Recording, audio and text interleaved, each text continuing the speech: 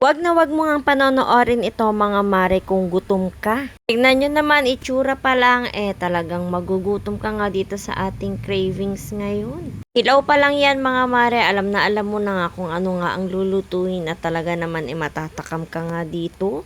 At alam nyo nga habang niluto ko pa nga lang ito talagang natatakam na nga din pala akong matapos itong video kasi nga gutom na nga ako.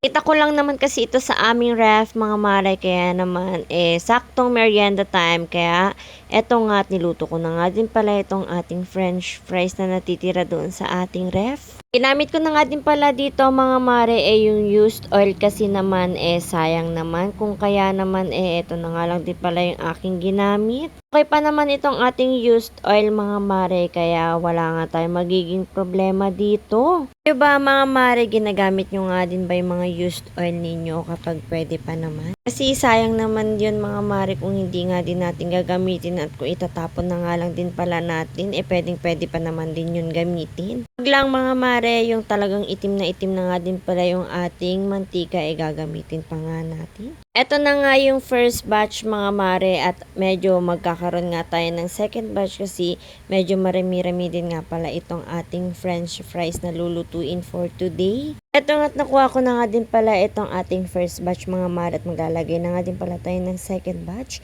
Pero habang nilalagay nga natin yung second batch mga mare, eto na nga din pala yung first batch at eto nga tignan nyo naman naglalagay na nga din pala ako dyan ng cheese powder. Syempre bukod sa cheese powder mga mare, eto nga tanglagay na nga din pala ako dito ng sauce. Bali, eto nga't dalawang sauce na nga din pala yung inilagay ko nga dito mga mare. Yung isa nga yung ginawa ko nga pala yan na cheese sauce. Tapos na nga din pala yung niluluto natin mga mare. Eto nga't kumakain na nga din pala ako nitong ating french fries. Grabe mga mare, napakalutong nga din pala nitong aking nailutong french fries at ang sarap pa nga din pala ng sauce.